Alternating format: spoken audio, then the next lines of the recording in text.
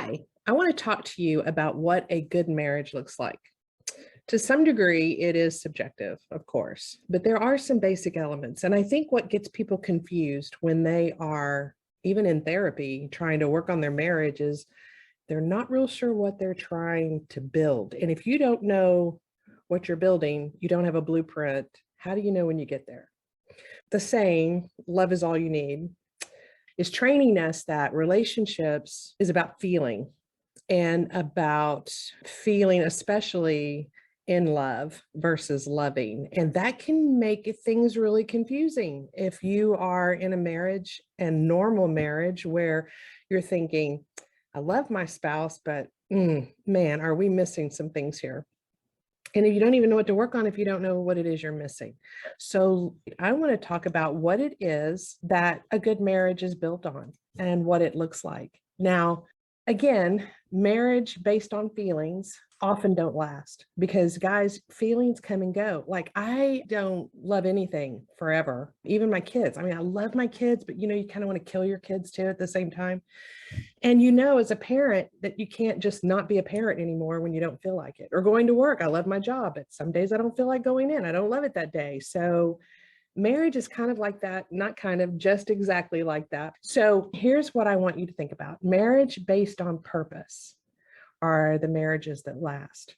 Purpose is that vision of what you got married to begin with for. Building a family, raising your children, growing old together, having a life partner that is always going to be there no matter what, and building that kind of relationship where there's that kind of trust.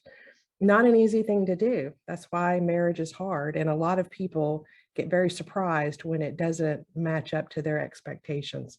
So I've come up with a list that I think is a really good, well-rounded view of what a good marriage looks like.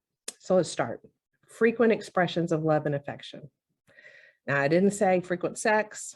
I didn't say frequent feelings of lust and love. It's just frequent expressions of love and affection. And that means treating your partner in a loving way, being affectionate, even when the feelings aren't necessarily there. It's an action. Kindness. You have to have kindness in a relationship, and it helps you be a good person all the way generally to learn how to be kind. Mutual respect in private and public. Again, another action, not a feeling. Don't disrespect your spouse. Don't talk about him or her to your friends. Don't make fun of them or humiliate them. Don't make them the butt of your jokes. Number 4, freedom of both partners to express their true opinions and feelings. Guys, this one is a problem for a lot of people. When we get married, we want to focus on all the ways we're alike. And as soon as we start to realize there's some differences, this is when the fighting starts. And we take offense often when our partner disagrees with us, especially if they don't know how to disagree with us in a healthy way. But if we don't allow our partner to express what they really think and feel without making them pay for it, then we're setting up a marriage that is going to starve with intimacy. Safe, loving, physical intimacy. Again, an action. And this is sex. A lot of people are not buying into sex with their partner in today's world. There's lots of sexless marriages out there. It's not the right thing to force your partner to live in a sexless marriage. And so if sex is not happening in your relationship, you got to figure it out. 6, make each other a high priority. Again, another action. So your spouse has to come before other things, not every single time. And, emergencies happen. Your kids are going to need you. There's a crisis at work or whatever, but your spouse needs to be your priority, not an afterthought. Number 7, no one is the CEO. Both are equal.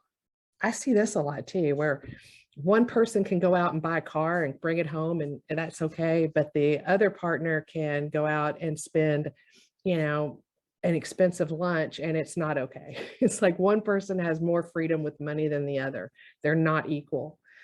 Number 8, all decisions are made for the good of both of you. There are no winners and no losers. Again, another action. When one of you wins, you both lose. Trust me on that. So if you are forcing a decision on your spouse or trying to win an argument or trying to win anything in a relationship and it causes your partner to feel like they are losing ground, they don't have a voice or a say, or you're not listening to their input, then they're going to build up resentment and they will punish you. Subconsciously, even they will punish you. Number 9, protection of your relationship from any outside influence, any of them. Kids, stepkids, your parents, his or her parents, a relationship at work that your spouse may not be comfortable with. So any outside influence, not just relationships, but hobbies or anything like that, that is taking up too much of your time and taking away from the relationship. So I want you to know, I listed 9 things and they were all action-based, not feelings-based. And why do we do that? Because if you are waiting to feel things before you act in these ways, that's a cycle of never-ending ups and downs, ebbs and flows, and the relationship is constantly at risk. If you act in these ways, I promise the feelings will come. They will come and they'll go, but they're there. And you can influence how you love your spouse. People are telling me, I just don't think I can love him again. I don't think I'll ever love her again. You can fall in love again, but you have to start acting as if you want to. All right. Thanks. Hope that helps.